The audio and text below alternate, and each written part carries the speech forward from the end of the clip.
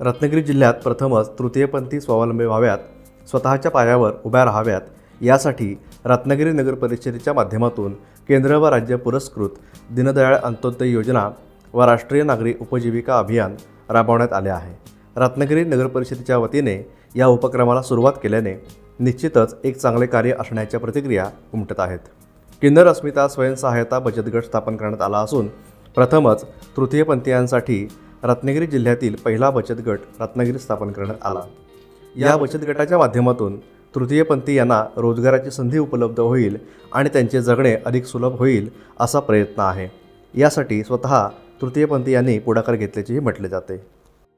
नमस्कार, माझं नाव संपदा प्रमोद सावंत। रत्नागिरी नगर परिषद अंतर्गत मी CRP म्हणून काम बघते। आपले नगर परिषद आणि रत्नागिरी जिल्ह्यामध्ये आपला किन्नर अस्मिता स्वयंसहायता बचत गट पहिल्यांदाच स्थापन झालेला आहे। त्याच्यामध्ये आपले त्या समाजाला आपण प्रोत्साहित करण्यासाठी आपण हा उपक्रम नगर परिषद अंतर्गत राबवण्यात आला आहे। त्यासाठी मला नगर परिषदेच्या अंतर्गत CO सर आणि अभियान व्यवस्थापक काटकर सर, गारदी सर आणि समूह संघटक मिरकर मॅडम यांची अमूल्य साथ लाभली आणि मी हा गट स्थापन करू शकले। आपल्या समाजामध्ये यांना एक कुठेतरी स्थान निर्माण व्हावं आणि त्या आपल्या स्वतःच्या ह्याच्यावरती पायावरती उभं राहून त्यांनी आपला व्यवसाय उभा राहावा यासाठी आम्ही प्रयत्न करतो।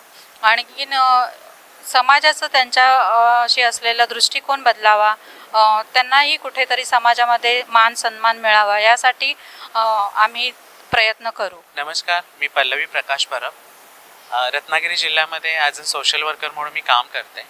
तर 6 वर्षानंतर आज पहिल्यांदा नगर परिषदच्या मॅडम संपदा सावंत यांच्यामार्फत हा बचत गट उभारण्यात आला आणि ह्या बचत गटाअंतर्गत आम्हाला तृतीयपंथी लोकांना भरपूर काही अमूल्याची साथ भेटेल, नगर परिषदची असो किंवा आणि कुठच्या डिपार्टमेंटची असो। तर मी एवढंच बोलून माझं संपवतो। नमस्कार, मी नीता माऊ उर्फ माऊ कदम। मी आज हे बोलू इच्छितो की आज आमचा तृतीयपंथी म्हणून आज रत्नागिरी जिल्ह्यामध्ये प्रथमच आमचा बचत गट स्थापना करणाऱ्या आमच्या संपदा सावंत यांचं मी पहिला आभार मानते आणि दुसरं गोष्ट म्हणजे पल्लवी मॅडम त्यांचा मी आभार मानते। गुरु आमचे नीता केनी यांचेही प्रथम मी आभार मानते।